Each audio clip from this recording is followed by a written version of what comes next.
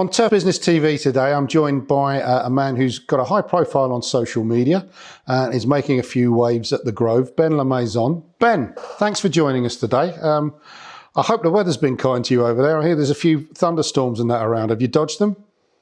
Yeah, it's been good. We had a little bit of rain the last couple nights, but probably been good for the golf course as well. So, but yeah, we're enjoying the nice weather for once. So is the rain giving, or the lack of rain that we've had this year, giving you any issues there, or you're seeing it through okay?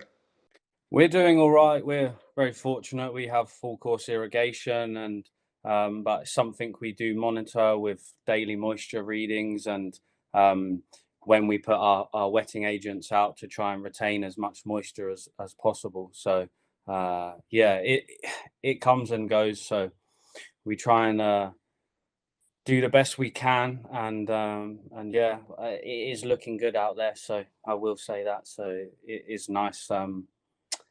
That we do have the sun and whatnot, but yeah, there is some natural rainwater is needed. So, Ben, let's start off a little bit with your journey then. How did you get into turf care? Was it straight in at the Grove, or have you been through a bit of a journey to get to where you are? No, it was actually first job at the Grove, and I've been in the industry for only about 6 years now. Come from retail management background and looked at getting into greenkeeping before, but pathways didn't align. And at the time, one of the girls I was dating, she worked with one of the greenkeepers' mums, and it just came up in conversation one day that her son worked at the Grove, and they were looking for people. And I just thought, if I don't do it now, I don't want to look back in 5 years' time and regret not doing it. Just, yeah, thought, why not chuck my name in the hat, and here we are now. Well, probably, yeah, like I say, six years down the line, and still there at the Grove. I did leave a couple years ago, but back there already. So you're interested in getting into greenkeeping, Ben. Is that come from a love of golf, or was it just something that you had an interest in from other routes? Yeah, mainly through golf. I've played golf for most of my life, and been a member at a local course at Pantanger, and then moved over to Essendon after my junior membership ran out. And sort of as I grew older, I sort of had like an interest, and you see it on TV, and it's always wondered, like, working outside and that sort of manicured perfection really interested me. And yeah, it went from there really. So did the reality match the expectation when you got involved, or was there more to it than you thought, or was it kind of a bit more hard work? What was your initial thoughts? I mean, because I started at the Grove, I think like the standard and expectations were so high, and I sort of it sort of matched my expectation on a lot of things, but then certain other things it went far exceeding in that. So it's amazing. Like every day can be a challenge, and what you think when you're on top of something, and you start that job list gets smaller, and then suddenly it's twice as big as it was the day before. So there's always challenges, and it does open your eyes to, there is so much more that goes on behind the scenes that people don't realize. So it's nice to be a part of that, and understanding, even from a golfer's point of view, to then what I do every day. Sort of that helps me personally bridge that gap. And yeah. So we mentioned your social media profile. We were talking beforehand, and I think part of your reason is to kind of get across to the golfing audience, maybe your membership or people further afield, what is actually involved. So how did this whole kind of social media thing come about? What was the impetus for that? Yeah, I've always had a big interest in photography, and I sort of was trying to put that into a platform. Originally, I did start a LinkedIn profile and was trying to just build like a portfolio of my work, and sort of that then I sort of put that on the back burner and then started just within the workplace trying to bridge the gap, because we have a hotel on site, and it's like bridging the gap between the golf course and the rest of the business, and letting them sort of understand what we do and what goes into our job day to day. And then it sort of flourished from there to then starting sort of my own then socials, and just trying to sort of give people a better understanding of what we do. Your desire to educate, if you like, other parts of the business, did that come from a place of not feeling that people understood and appreciated, or was there another driver behind that? Yeah, it was like a bit of both, really. I mean, there's probably over 500 employees at the Grove, so um, uh, and then we've got a golf operations team as well, and so we work closely with them. And but yeah, just to bridge the gap between us and the hotel, because that side of, we're such a small part of the business in that sense compared to the rest of the hotel, and it was just nice just to try and bridge that gap and just give others an understanding that it's not just sitting on mowers and cutting grass. And it's actually been really beneficial for the greenkeeping team, and also for my own personal profile within the business. And um, has gone on to the owners. We have a thing called Workplace, it's like Facebook for work, and they message quite frequently on the posts I put up, and love the photography so much so that when you walk into the men's locker room, there's now 5 or 6 of my photos on this frosted glass that's come from that. So all of that side of things Brilliant. would never have come if, or those opportunities wouldn't have come if I didn't start posting. So it's been really good, to be honest. You certainly have an eye for a good shot, and I guess your kind of your office space, if you like, helps with the kind of surroundings you've got. There's a particularly striking one. I guess it's dawn with the light breaking. You've got a few like that, I think, to be honest. But yeah, really do like what you're doing with those. In terms of the feedback you've got from other people involved in the business, that's one thing. Are you seeing that you're getting stuff further afield from the golfers that come along, from the members, from other greenkeepers or turf care professionals? Yeah, it actually has been really good. There's, what I've tried to do this year is like 7 photos a week, and sort of then post that at the end of the week. And one of the guys, Greenkeeper in Sweden, he messaged me and was like, "Love like what you're doing," like, and wanted to sort of, he's like, "I'm gonna like do this myself. Do you mind like if I copy that sort of format?" And I was like, "That's brilliant. Yeah, go for it." Like, it's been amazing that it's, gone further afield. And we're in a different position to other courses because we have no members, but the guys that come and play, and we see some guys more often, and then obviously a lot of corporate, and they've been very complimentary recently of the condition of the course. And so that's nice. And yeah, even within the industry, you start building connections with other people. And then even then further afield into to football with Wembley match days as well, and that sort of built like another avenue from that as well. So the fact you've got no members, I guess all that you are doing in terms of working with is the business side of the Grove. You've not got a committee or a captain or a chairman of Greens or anything that maybe is not best placed to understand what you're doing. So do you think you've got an advantage there because of that, or do you think maybe it's a little bit tougher because maybe budgets are looked at a bit tighter? Yeah, it's a tricky one. It's a double-edged sword because people come there and expect perfection 365 days a year. So in that sense, we're pushed and trying to maintain that sort of championship standard every day. It is hard work, and even throughout the winter months as well, people are still expecting a premium golf course. But and working around the tea time was can be difficult. A lot of corporate golf, and we've got 9 o'clock shotguns and whatnot coming up, and that sort of can put pressure on what we do. But through like good planning and foreseeing the tee sheet further in advance can help us. But yeah, so it's hard because you're trying to please a different person every day. But at the same time, we do hold ourselves to such high standards that, it's just keeping that up every day.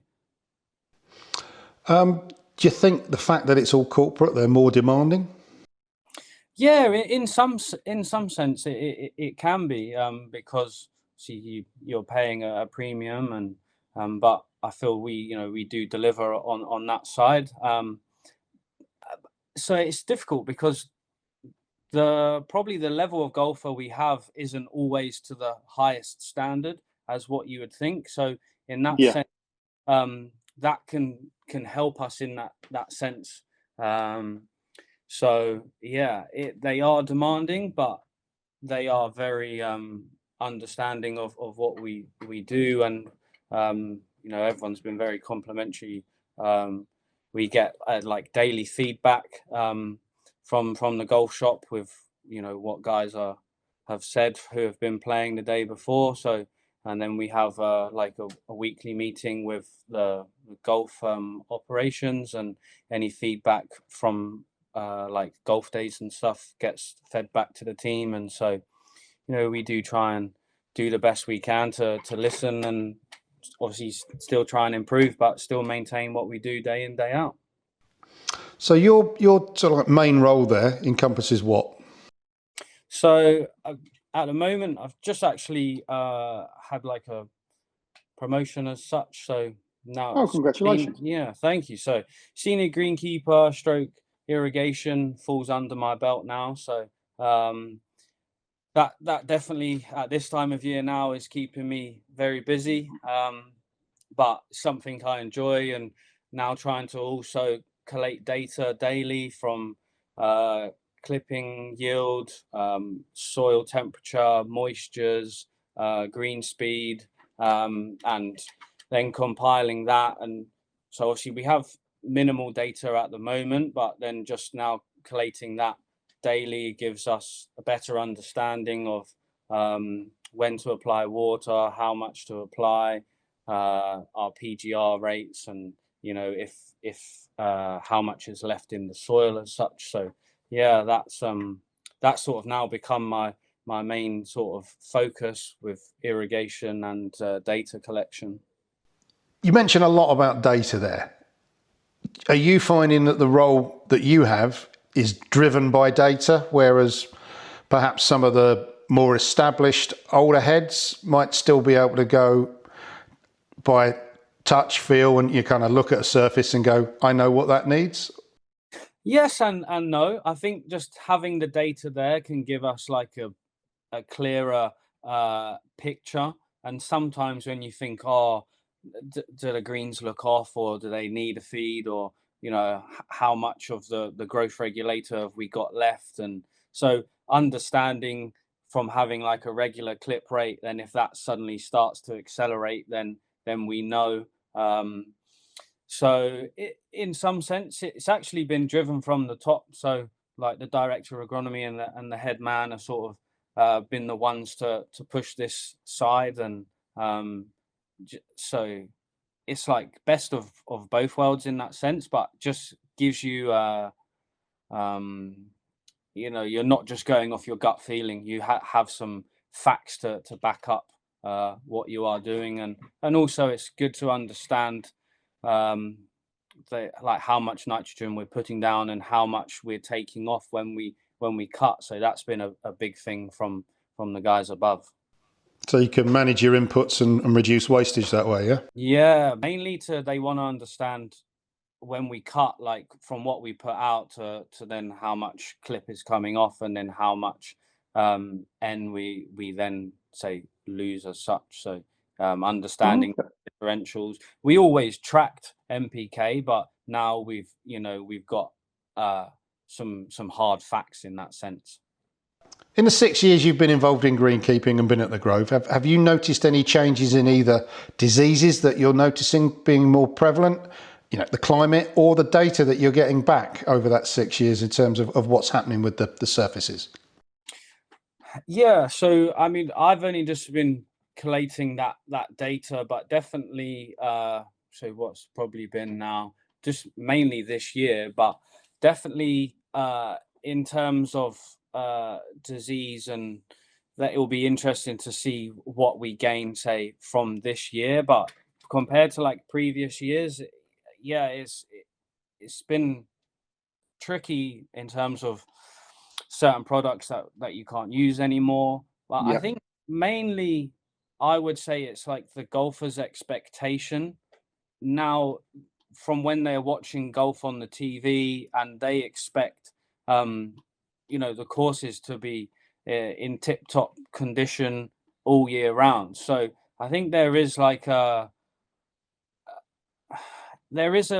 pressure in a sense of for greenkeepers to keep the course in good shape all year round. And that can have a detrimental effect, especially with social media, people posting um videos and pictures, but not always understanding what's happening. And Yeah. people's budgets and vary, and also the amount of staff they have. So if you can't do certain agronomic practices and don't have the facilities to spray all the time, or it can be difficult. So we've even from I noticed that now, from moving up the ladder into the senior role, and sort of the pressures on a weekend when I'm running that in the winter, checking for disease and spotting any early signs. But then in the summer, you're looking at, especially now, like we're not even in the summer, and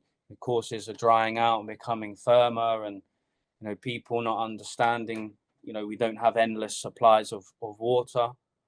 So yeah, even from that sense, it's definitely ever changing, and I do think the pressures are growing. But it's again just relaying that message as best we can back to the golfer, and because it's not just as straightforward as what people think. So I think you're not alone in that. I think golf, everybody's expecting Augusta in the middle of January, and from football's point of view, they're expecting Wembley, or let's say Watford, because it's just won an award this week, on the local park. Yeah, they don't understand what goes behind it. And the social media side of things that you mentioned brings so much more pressure to people.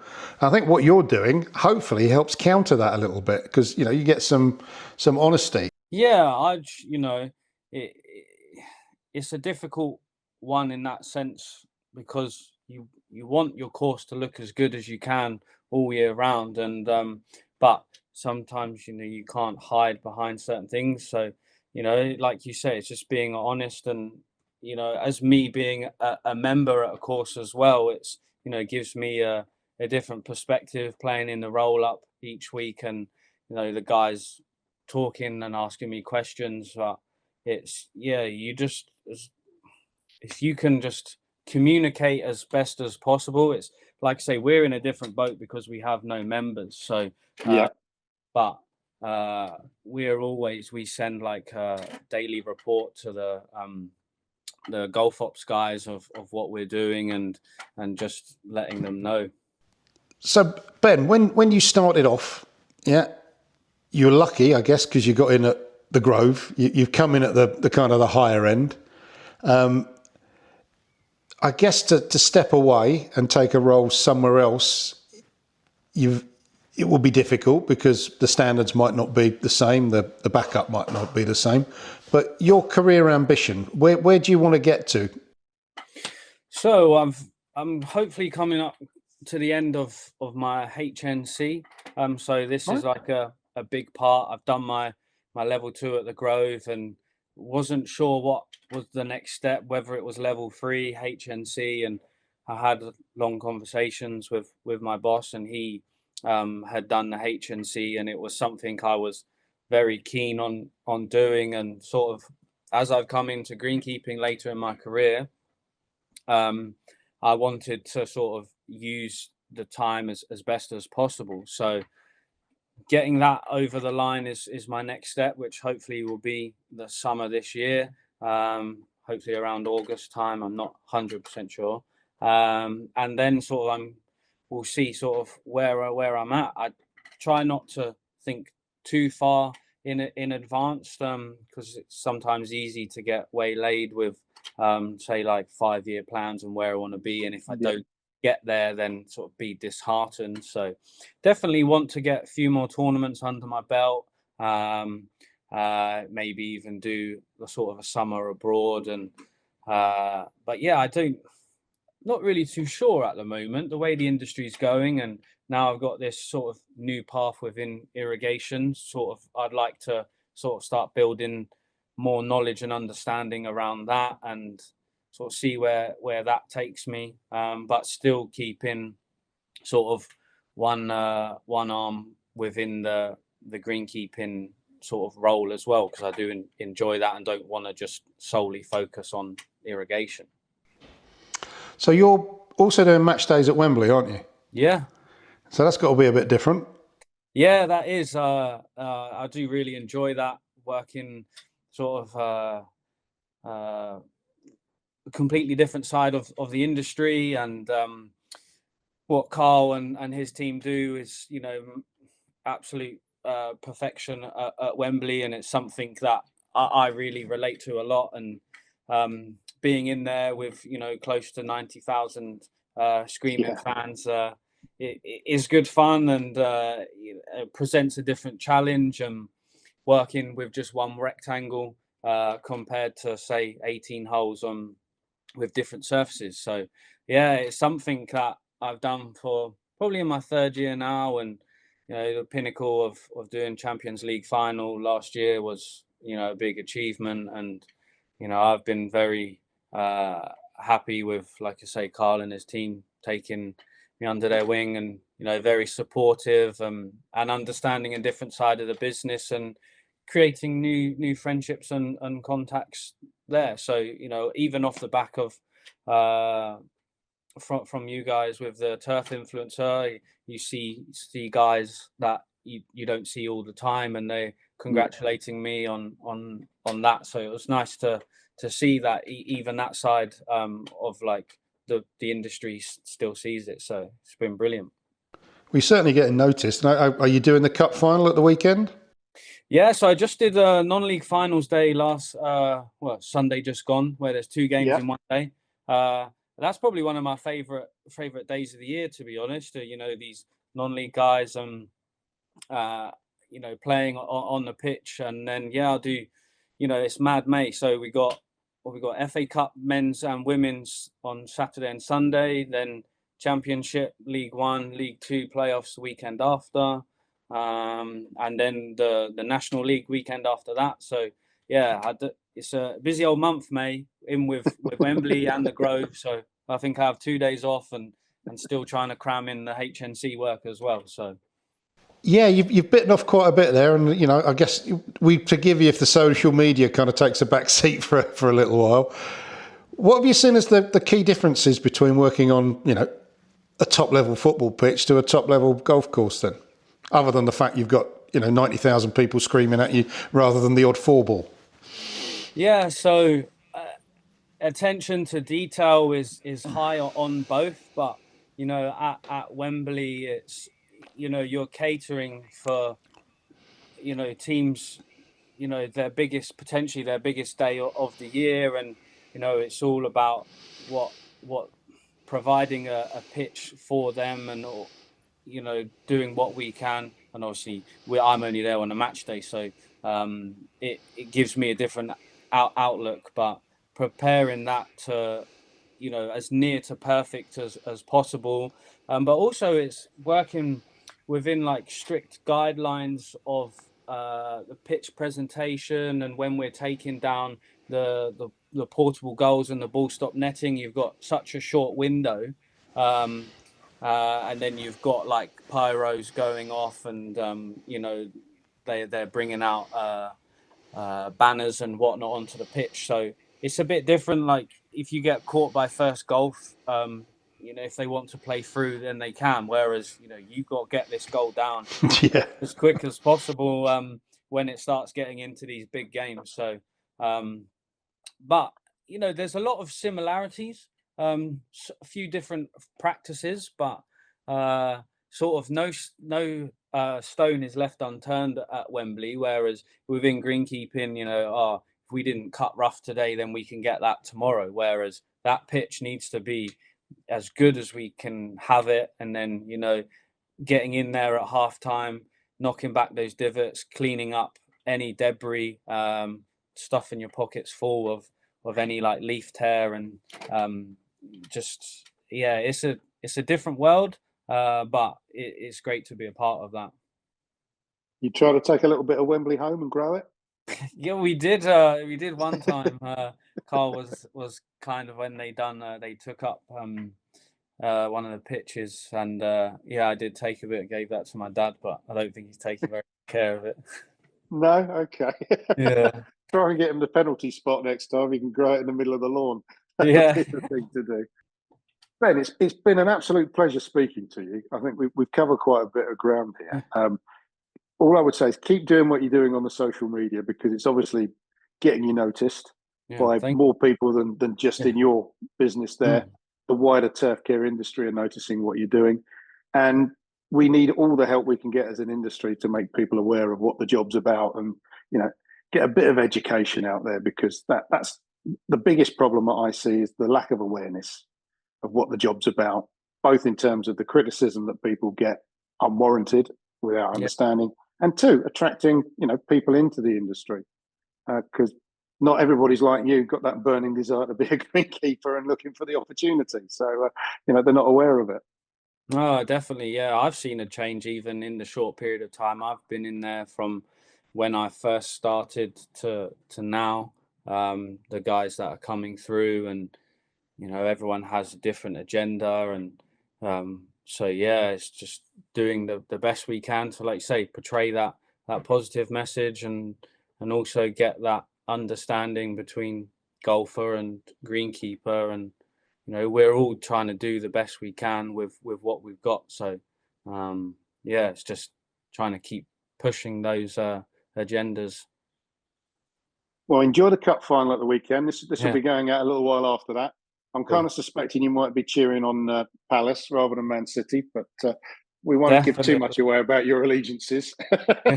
But you live in the south, so obviously it's Man United. Right, okay. Ben, thanks ever so much for doing this. I know you're a busy man there with everything that's going on, you've told us. So hopefully we'll catch up soon, and keep doing what you're doing.